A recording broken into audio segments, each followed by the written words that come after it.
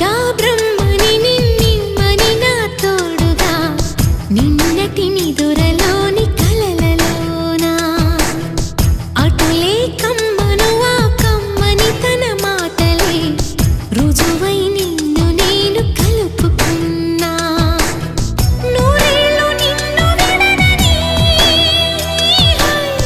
ఇదే నేను కలగని